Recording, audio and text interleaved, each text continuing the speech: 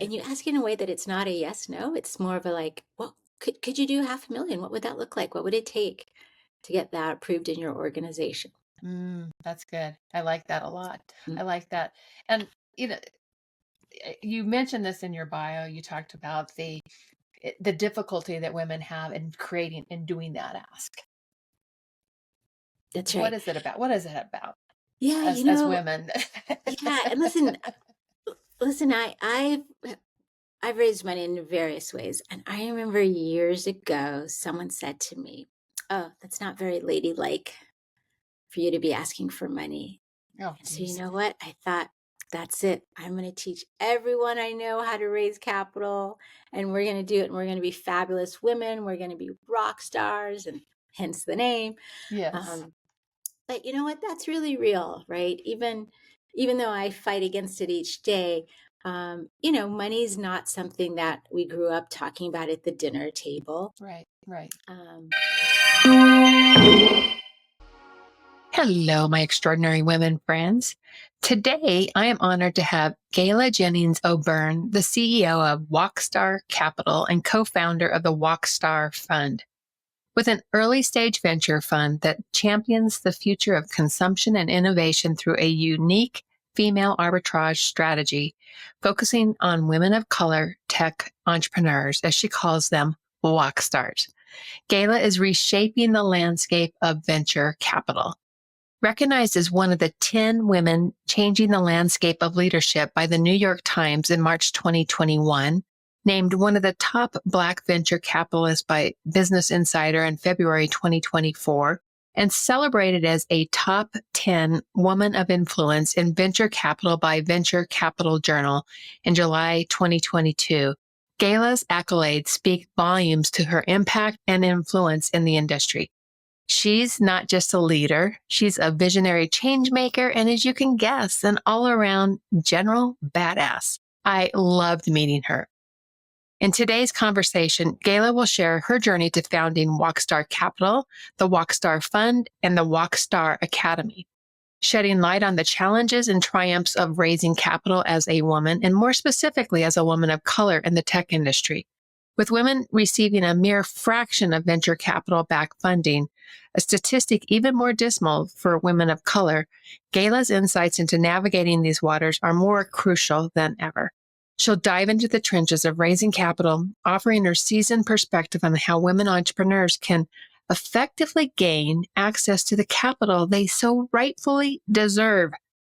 Prepare, my friends, to be inspired by the wisdom and strategies Gayle brings to the table as we explore the realities of venture capital and the transformative work being done to create a more inclusive and equitable future in tech and beyond. You are going to love the powerful insights that Gayle shares today. Let's meet Gayle Jennings O'Byrne. Well, welcome to Extraordinary Women Radio, Gayle. It is so great to have you here today. Thanks for having me and helping me get the word out. Oh, yeah. I think the work that you're doing is so important. I think women raising capital is so important. And I think women of color raising capital is even more important. The numbers are, you start looking at women, the percentage of women-owned businesses that get funded with capital is really small. Last I looked, it was like 2%. Is that still about the right number? Yeah, and it's going down, unfortunately. It's going in the wrong direction. So it's so important we're having this conversation now. Yeah. And women of color, it's even a smaller number, isn't it? Oh, it's minuscule, unfortunately. Oh my gosh. So important that we're having this conversation. And I so admire the work that you're doing. And I'm looking forward to hearing more of the work that, what you've been putting out into the world, what drove you to, step into this direction, and, just bring some of your wisdom around. If one of our listeners is really starting to think about raising capital, what are some of the things that they might be able to think about and that can really help them? So let's start with your story. I always like to start with your personal story. Tell us a story. And so it's your companies, all the different companies that you work with are Walkstars. So like Rockstar, but it's the Walkstars. So tell us more about how that came to be. What was that journey like for you? Yeah, happy to. And thank you again so much for having me on. It's one thing to do the work, but it takes ambassadors and messengers like yourself to help amplify it. So I have a really soft spot for folks like yourself. So Thank thank you. you. So I'm the product of a woman who was a technology trailblazer. My mom, Thelma Bataille, and she was very much like the women that you would have seen in the movie Hidden Figures. They were Oh, working I got on the goosebumps. space. Yeah, they were working on the space shuttle at NASA, and she was using that same IBM mainframe and Cobalt and Fortran uh, coding language at McDonnell Douglas, working on the Okay. F-15 fighter plane and the DC-10, which is sort of the grandfather of the planes you and I are traveling around the world in. And so that brought us to Silicon Valley in the early days of technology. And so my initial inspiration and sort of the thing that really shaped me was her and the other Yes. women that I saw in science and technology. I didn't know a world where they didn't exist. And so I heard about the contributions of women like LASIK surgery and CCTV cameras and that little button you press on the planes to get the flight attendants' attention. These are all inventions Oh, I and didn't know this. contributions by women of color, Black women in particular, Yeah. all of the ones that I just listed. Now, 3D movies. So, all of these things I had seen growing up. Now, I went, as a good daughter does, to college and got that, lovely job and and spent 2 decades on Wall Street. But in all of that, all these different careers and roles that I had, seeing the flow of money, I didn't see women and people that looked like me, and we weren't the Hmm. beneficiaries of that. And so I was diagnosed with cancer in my eye, Mm. and I had to go in for surgery. And I remember making a deal with God that's in which I said, if I can get off this operating table, I won't be greedy and ask for sight. I would love that. I'd love to keep my sight. But if I can walk away from this operating table, I'm going to live a life of purpose. And Mm. so he, up in the universe kept their end of the bargain. And so I'm now keeping mine. Oh, it's And beautiful. what that looks like is basically three things. I champion for women via our training. We invest in women via our fund, and we help tell the stories of women via our media business unit. Oh, that's amazing. That's amazing. And just that commitment to making a difference and that moment where you're like, I'm going to make a difference. Let me come up through on the other side of this in the way that I can make a difference with this. What a brave thing to do. And, now that you're doing it, um, what an impact you're making on the world. Thanks. Thank you so much. It, I didn't wake up in this space. Yeah. It is truly a journey, and it's got its highs and lows. I want Yes. to be really honest about that. Yeah. And Yeah. I love when women and people can really be honest about their journeys. I think that's Yeah. when the Yeah. magic comes out. Is that when you left behind the big finance world, the big investment banking world to you just said, I'm leaving that behind.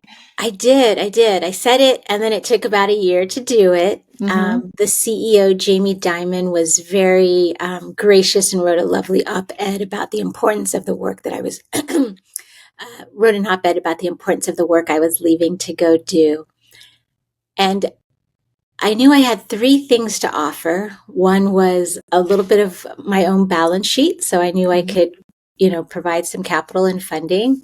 I had a large Rolodex. It's very impressive. And it's probably my biggest asset is my Rolodex and my relationships. Mm-hmm. And I had knowledge. I Yeah. had experience. And I said, these three things I now bequeath to women and diverse, inclusive Mm. teams that are building really cool companies. And I think that's one of our superpowers as women is that we is that building of community, that Rolodex that you've got, that being able to build community and relationships and connections, and we stick together in such a beautiful way when we do that. Yeah. And I think I try to tell people, think of it like a garden. You've got to water it every day. Well, not every day, because then you're going to end up killing the plants, which I've been guilty of in the past. But you do have to water and prune it now and again to help it to blossom. Yeah. And you have to give to it in order for it to give to you as well. Yeah. And so we can't always think of like, what do I need from my mentors or my advisors or my network? But how can I be a blessing and a gift to someone else?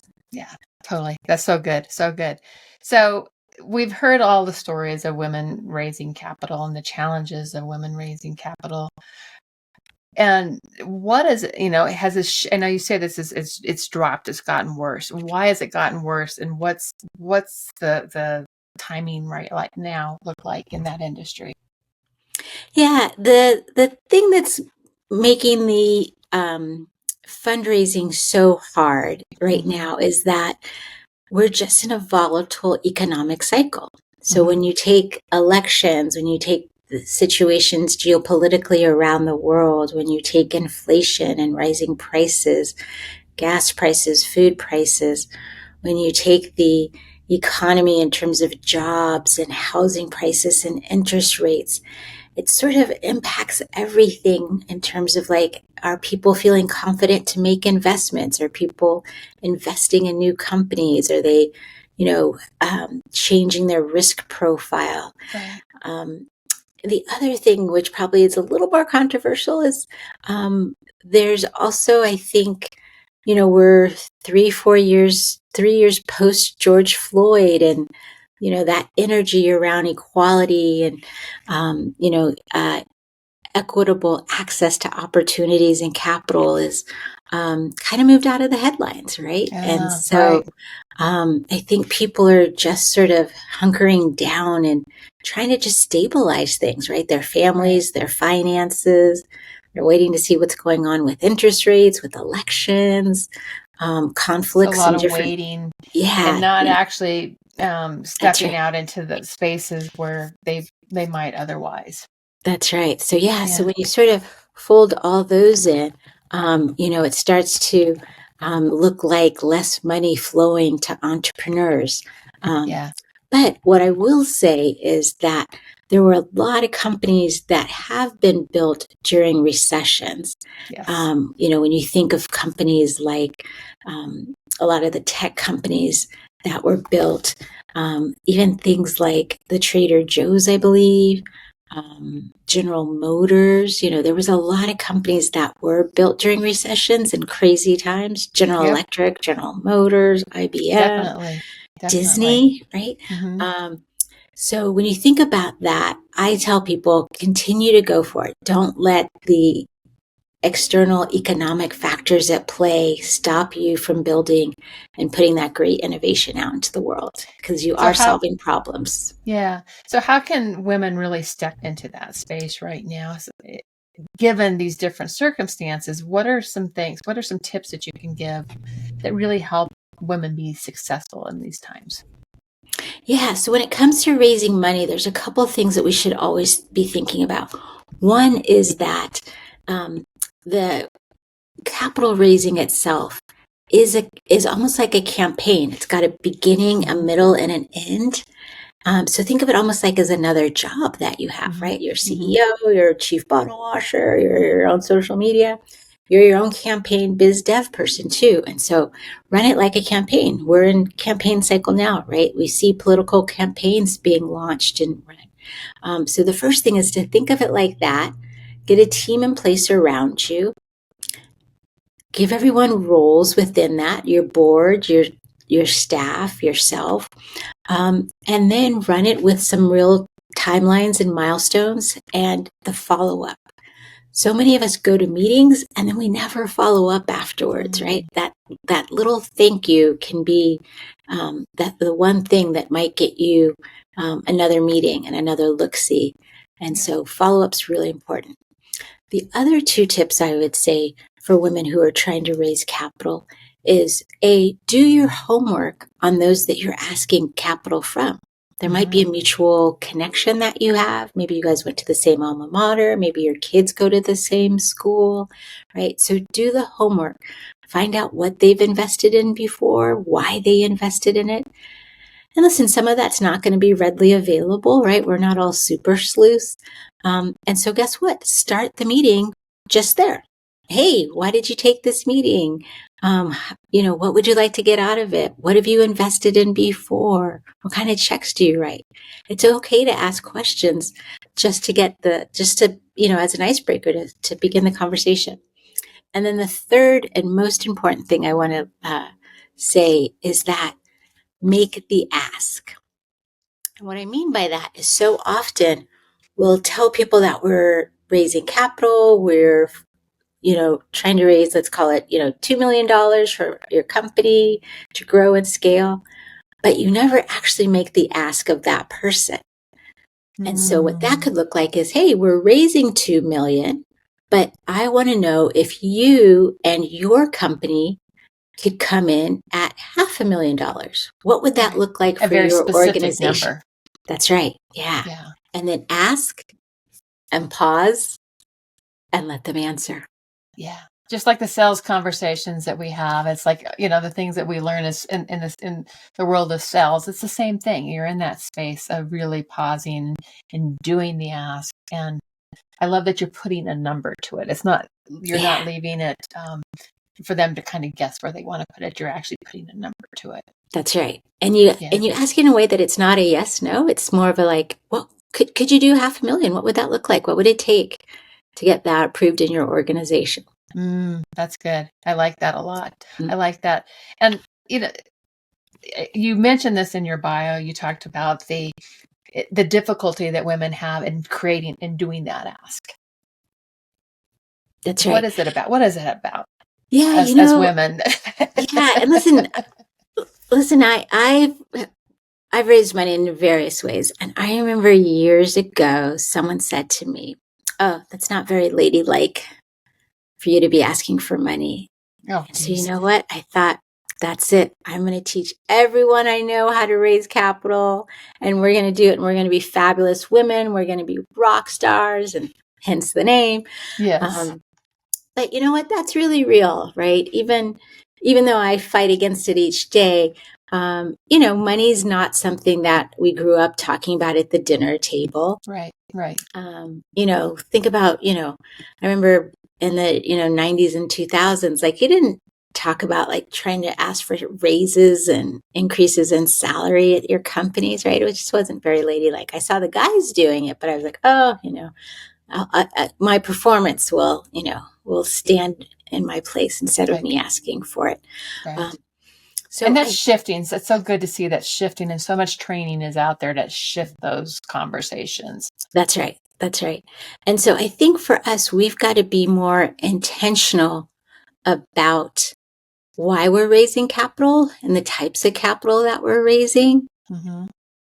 And I think we have to be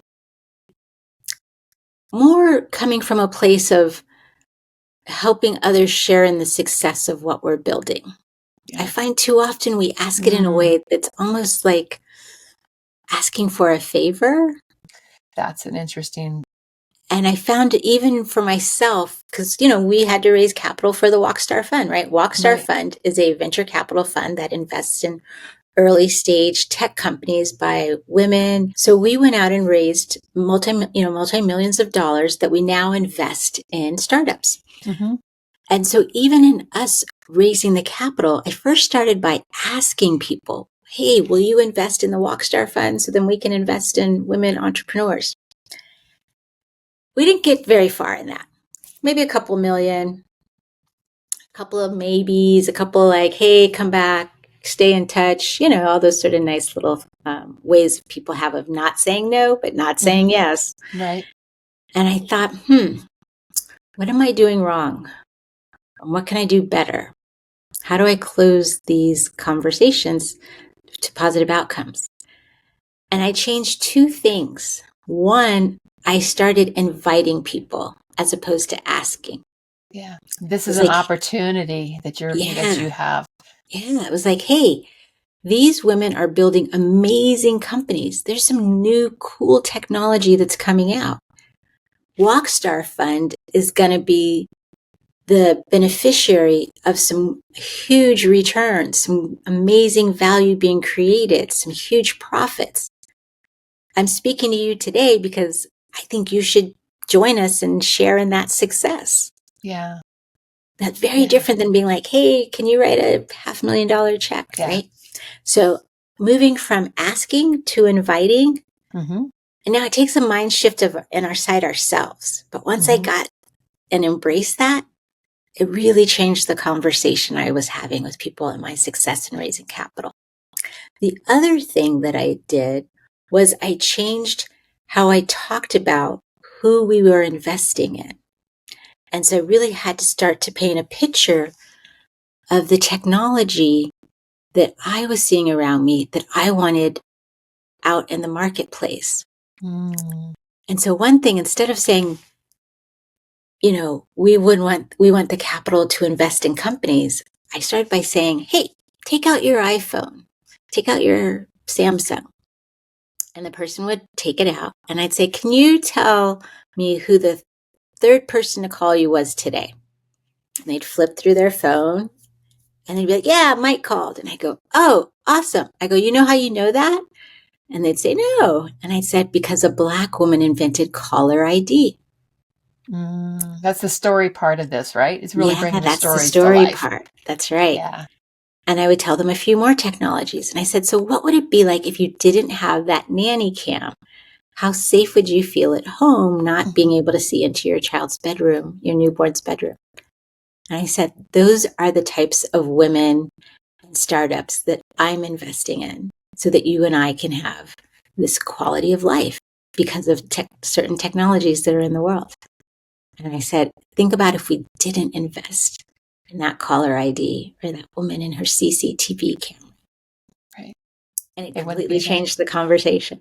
Yeah. Yeah, I Oh, wish I I could love say our that. fund is millions, and I wish I could say we were a hundreds of millions of dollar large fund. We're not, but it definitely changed the But it's conversation. right. It's changing the conversation, and that's only allows it to grow more in the future. That's So right. it's the That's right. foundation of it. Yeah, So that's right. And we're actively writing checks. So if there's women listening and you've got a great tech company, I would love to hear about it. So come find us at walkstar.com. But yeah, it changed the conversation and it's changing the outcome because now we're writing $500,000 checks brilliant. and we're So getting up and we're brilliant. doing the work. So brilliant. I love it. I really, really love it. So you hit on this a little bit earlier and you talked about raising money can really take time away from growing your business. So how does a founder balance that? They're trying to grow their business, but they're also in the full blown, raising capital mode. How do they balance those two? Yeah. Raising capital is really hard. I think it's probably one of the hardest things we can do because we're not necessarily wired to ask for money. And it's really exhausting and can be soul crushing to get up and share that vulnerability every day and put it out there and, hope that the outcome will be what you want. And so part of the way I've advised people is boundaries. And so, at the beginning, I said, hey, think of this as a campaign. It's got beginning, a middle, and an end. Mm-hmm. Well, it also has an on and off period. And so Good. creating boundaries, right? Like Yeah.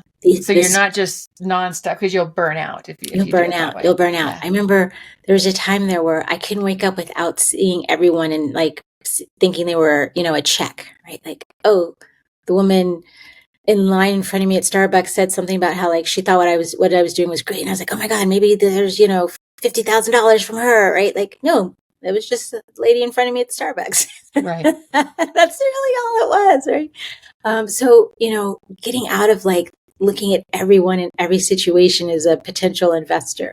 And so having an on period and off period to it. That's brilliant. We talk about like, scheduling for exercise and things like that. We have to Taking care of you. we have to schedule that self-care, that wellness time.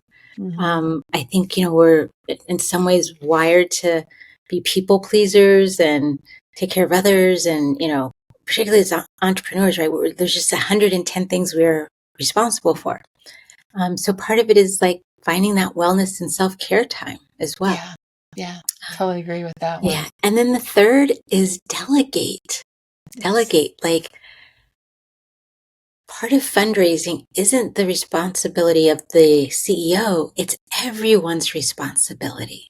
Like, everyone can contribute to it, whether it's marketing and how they tell the stories through their marketing campaigns, whether it's the tech guys and what they're doing over in the technology area. There's ways they can be telling that story and, showcasing and spotlighting some real tech milestones in the product development cycle, let's say, right? But everyone has a role, and help them feel empowered, because as that capital comes in, it's going to allow everyone to thrive, right? It's going to help the company grow. So empower your team to share in the success of raising that capital. And they'll have ownership in That's right. the outcome, right? If they're participating in that and they're all collaborating towards that same goal, That's it right. can really help bring ownership to that. That's right. Yeah. And as entrepreneurs, it's actually can be very lonely, right? You're at the top of the organization and there's just 101 big little micro decisions that you've got to make every day. And, you can't turn to someone, every 30 seconds, say, hey, what do you think about this? Right? Like you just have to make all of these decisions, and that can be very lonely. And so the more that we can find ways to bring in allies and people to share in the work and share in the joy, I think it's really going to help the company in the long run. Yeah. And the last thing I would say is there's human beings on the other side of this. We got told no by a large organization a couple weeks ago. It was $3 million that they'd been discussing investing, and they finally came back and said they weren't going to invest the $3 million that they had been telling us they were. And I mean, I was ready to curl up in a right? Heartbreaking, yeah. Right. Listen, tears, wine, repeat. More tears, more wine, repeat. But here's how we ended the conversation. I said to him, hey, listen, I don't envy you having to call and tell me this. I said, that can't be easy either. You saw them as a person. Yeah, I saw him as a human being. And I said, you want to get up and do well in the world and have great impact. And today you're having to say no to an organization. That can't feel good for you either. So, I see the human in you and the hardness of having to have this difficult conversation.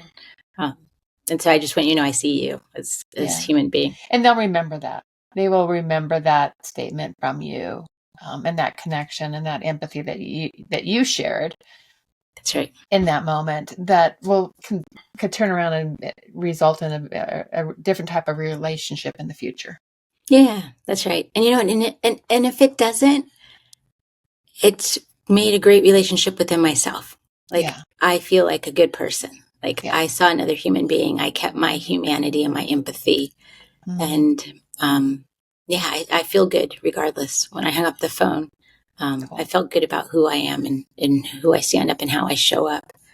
It sucked that we didn't get the 3 million, and that's the wine and the tears and on repeat for the weekend. Right.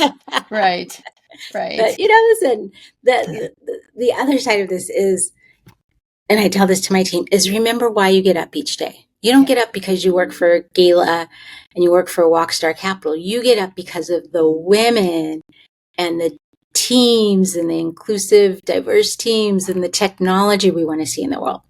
So, if you don't get back to me on something, that's one thing. But if you don't get back to the women in the startups we're championing for, that's when it really sucks. Yeah. And so that, I think, has made a difference in even the team that we have, the team members we attract, because it's not about people just looking for a job and wanting, healthcare benefits and, 2 weeks vacation and, benefits, which is great. You need that, right? Not taking anything away from it. But they don't get up to come to work because of that. Yeah. They come to work because of the women and the startups that we serve and support. Yeah. That's why they show up. And that's where the next day after that long weekend, you go to that next Monday, it's like you restart again because you've got that That's vision. right. You've got you know how you can make an impact, and that That's keeps right. you We put going. the walk stars front and center. And, each day we're talking to entrepreneurs. And, that's where my energy and inspiration comes because they're the ones on the front line doing amazing work and building amazing companies. And people asked us, walk star, well, women of color, stars, like, it sounds very limiting, sounds very niche. And I said, actually, it isn't. I said, it's just sort of a cool play on a word. But the reality is that we're female forward, and being female forward is not exclusive to men or exclusive to any racial or demographic or any demographic. I said, if anything, it's a way to open the door to make sure that all representation is there and Right. all diversity and inclusion is there. And I'm going to get it wrong, but there's a great quote, and hopefully someone will find it and remind me. But that if you invite a woman to the table, you end up inviting everyone to the table. And we really do believe that. And I see I it. I agree see with it every that. day. I see it every day. Yeah, I love that. I so love that. Um, it just makes me. I'm just sitting here thinking. It's like all the people that you should know. And Colorado has some really amazing communities doing some amazing work in the same space. And Okay, are the you inviting me to women's Colorado? When am I yes, coming? yes, Okay. totally. The Women's Foundation of Colorado has got some women of color funding. There's a group here called SistaBiz, that Great. helps women of color businesses across the nation. So there's just a couple of organizations I'm like, oh my gosh, I need to connect you to some I of these. love it. I love it. Yeah. Well, listen, and we have to include the men, right? I mean, Yes, you're right. this isn't an either or, right? It's Right. just making Exactly. sure that there's diverse voices at the table. And think about this. Exactly. I remember, oh gosh, 4 or 5 years ago, these two young gentlemen, lovely guys, came to me, and they said, "Hey, we want you to invest in our company." And I said, "Great, tell me more about it." And they did, and the last page was the team. And I'd been waiting. Again, we're not exclusive, right? We're inclusive. So I was happy to hear it. It was really interesting technology. And the last page is the team. And I'm looking at this page with, the little bubbles of people's faces and names and their titles. I'm like, guys, there's no women on your team. How do you have a femtech product and no women? Exactly. And they said, yeah, that's been a problem. I said, well, listen, that for me makes this investment a no, not because you don't have them solely, right? Like it's not like you're excluded from a investment from Rockstar Capital because you don't have women. You're excluded from an investment from Rockstar Capital because it's a competitive advantage. Right. Like, how are you going to have a femtech product Yeah. and you have no females Yeah. around the table to talk about product design or Yeah. how to grow marketing campaigns or your social media? Speak to your ideal clients. It's like, Yeah, how can you do that if you don't have somebody there that understands that? exactly. Yeah, And, in this day and age, I truly believe having diverse voices around the table is a competitive advantage. totally. And we I see it. agree. The research bears it out. There's one Absolutely. statistic that companies that have diverse leadership teams have 30% greater returns for investors. Yeah.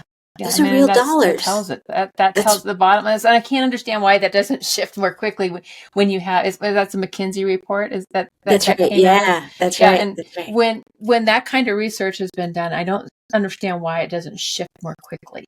Right. It's like, why doesn't that shift more quickly? Any thoughts Yeah, on that? I guess yeah, I wrestle with it a lot and then I put it down. Good. And sometimes I think, is it just the kind of like healthy food and bad food, right? Like, Mm-hmm. we all know what it takes to lose weight and be healthy, right? Yeah. Like, we Yeah. know eating cheeseburgers and pizzas and Shake Shack, right?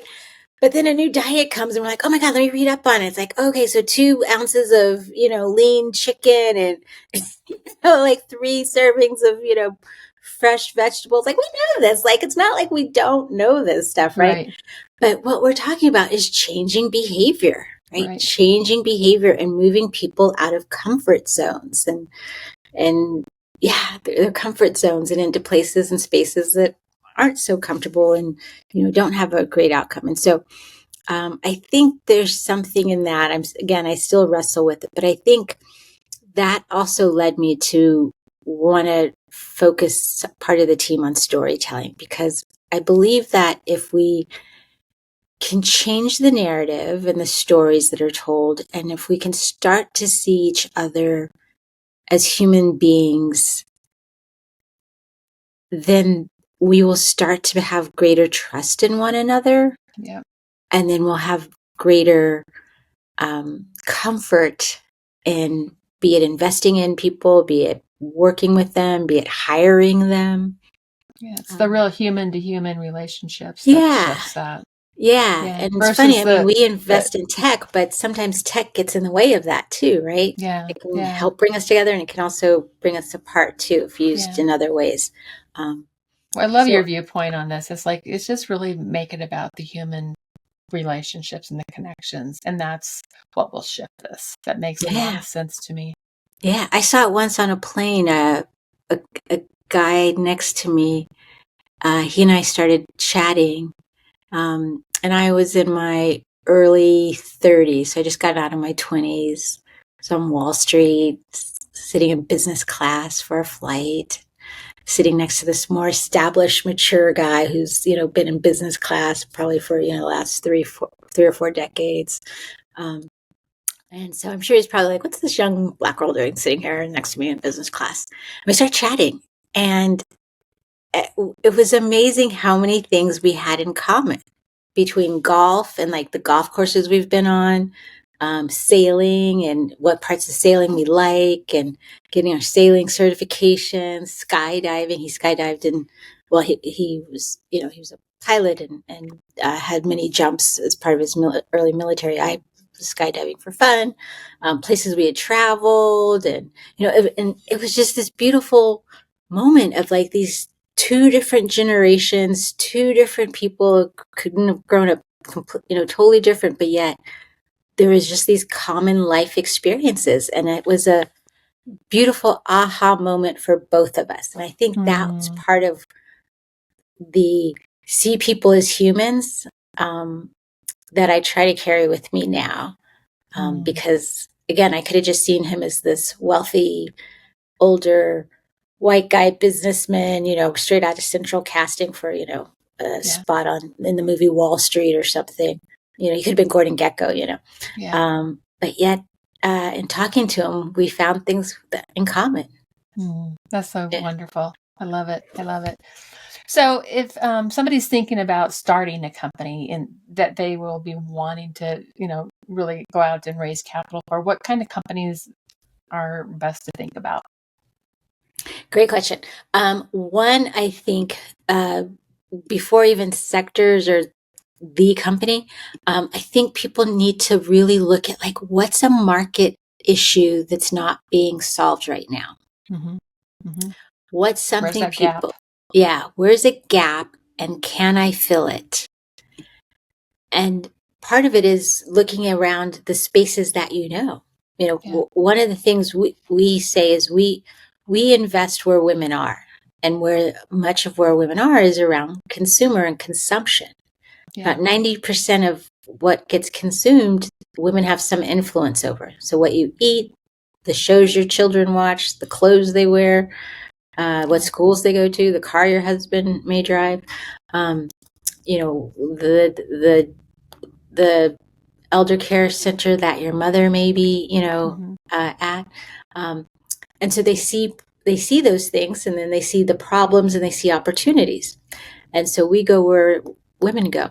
So I think the first thing is to see where are their gaps, and then not be afraid if you don't have full knowledge around that gap. Right. So what do I mean by that? So let's see, before Uber existed. Hmm. Let's say you saw a gap around mobility and transportation alternatives, but you're a lawyer at a Fortune 500 company, and you're day-to-day job was, in the legal department. But you saw this gap in alternative transportation, ride sharing. Again, we're talking like, let's say, pre-Uber and Lyft.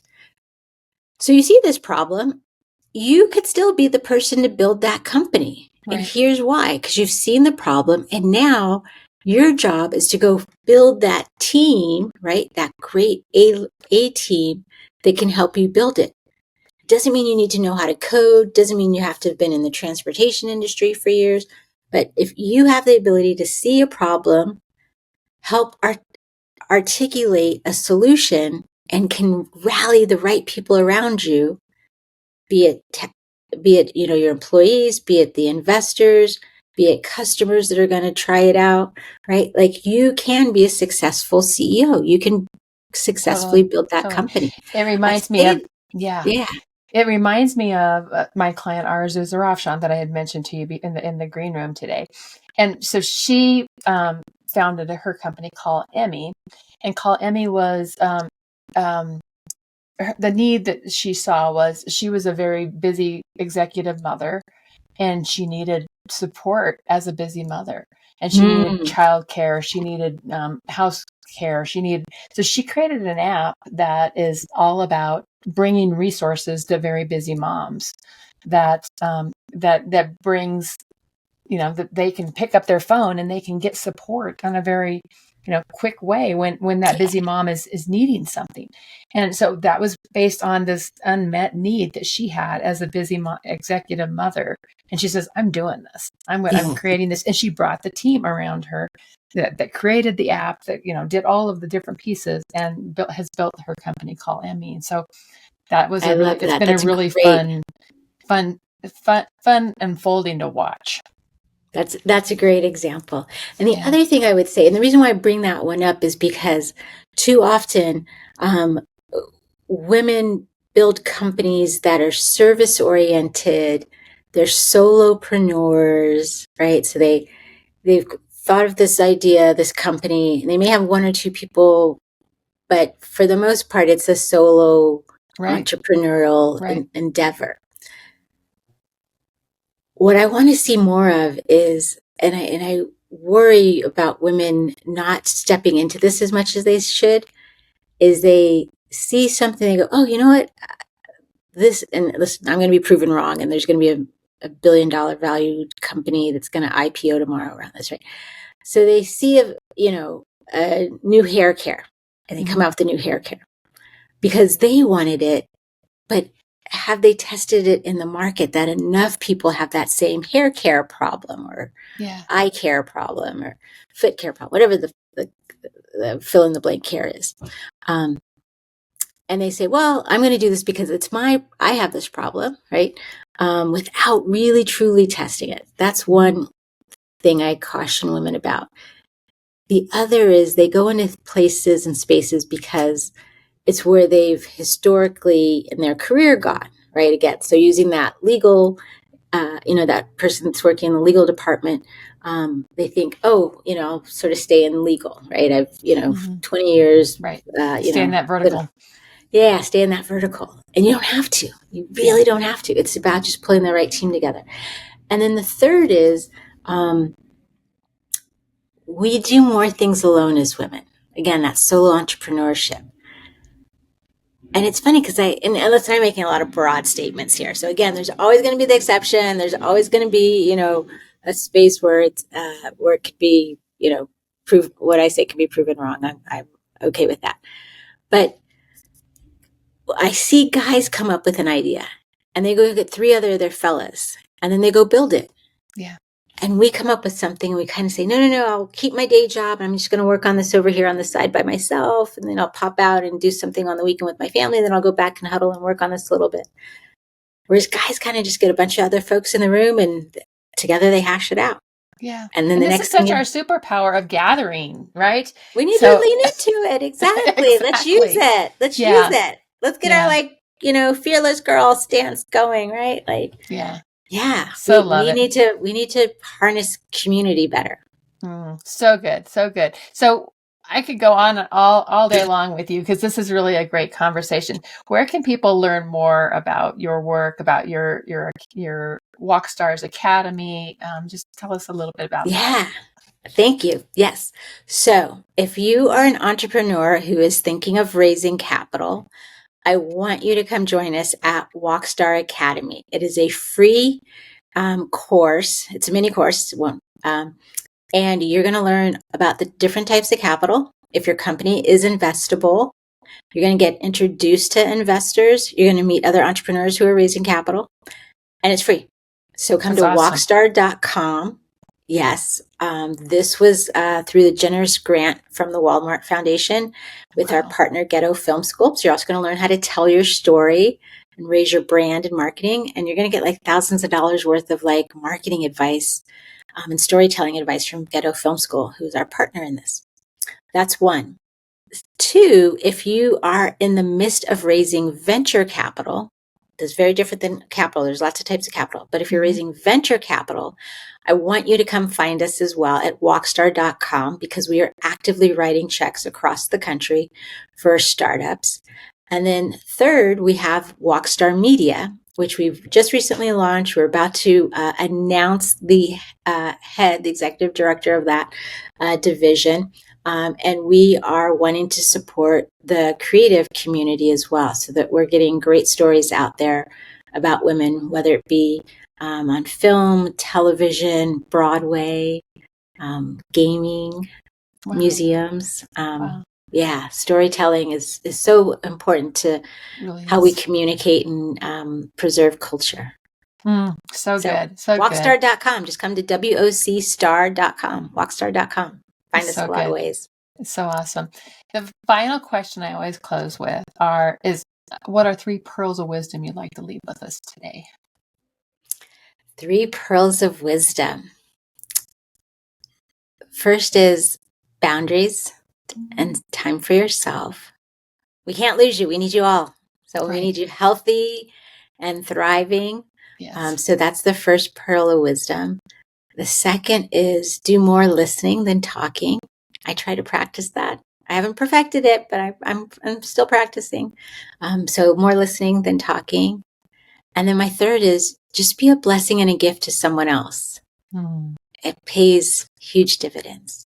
Mm. Gayle, this has been a beautiful interview. Thank you so much for sharing all your wisdom, for joining us today, and just really being here with us today. Happy to. Thank you.